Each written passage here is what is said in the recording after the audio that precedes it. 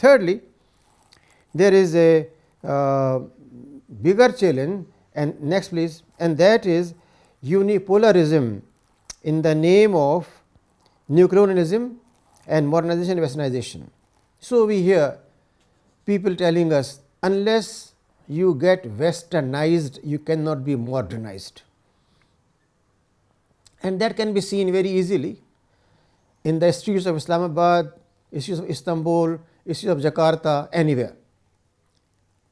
Ask a youth what would he like to wear as a jogger. It is the branded jogger coming from the West. What kind of shirt he will like? Branded shirt from a Western brand. I will not name those brands, you know better than me. What kind of perfume? Same brand which is coming out with the psychological tests, how it can influence different genders and therefore marketed. Therefore, in the name of modernization, actually a unipolarism has been imposed, that only one pole, no other pole, and that pole is what exists in the West. Next please. Then we find a global demonization of Islam, and that is again not a secret. It is not a matter of how Muslims feel, it is a matter of how Western scholars publicly document their ideas. In front of you is a quotation from Sam Huntington, a very well debated book for over a decade now, where he says, and please read that carefully. What he is saying is, the underlying problem for the West is not Islamic fundamentalism, it is Islam, a different civilization whose people are convinced of superiority of their culture and are obsessed with inferiority of their power.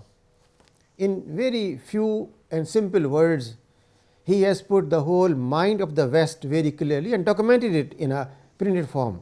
What he is saying is that Muslims have a psychological problem of thinking their culture, their religion is superior, but they find everywhere they are powerless. Masses are powerless, although the rulers think they have power, and consequently those who are powerless, they respond in a different way. Therefore, unless Islam is taken care, not Muslims, there cannot be a peace in the world. Now, this is a very, very impolite, rude, uncivilized statement coming from a professor of Chicago University who spent his life in studying various cultures, but this is a ground reality. Then a challenge that exists is of secularism. Next please. We are told from our childhood that there are two domains of human life. One is that of devotion, submission, obedience to whomever you believe. So, a Hindu will go to a temple and bow down in front of some stone made idols, make offerings of flowers and fruit, and then feel satisfied. After doing that, he will go to his marketplace, to his factory, to parliament, and there he will do whatever he wants. He has served both ends, religious as well as secular. This divide has been put in our blood, in our mind for over 2 centuries. Muslims have been made to believe that for deen they must have regular umrah, some charity, in Ramadan extra charity, but for dunya they must accept bribe, they must offer bribe, they must have all kind of oppressive measures on their own labor in their huge factories. They should delay the receiving of sugar canes and let the trawlers stay for months waiting, because they want their weight to be reduced, so they can exploit the poor farmer.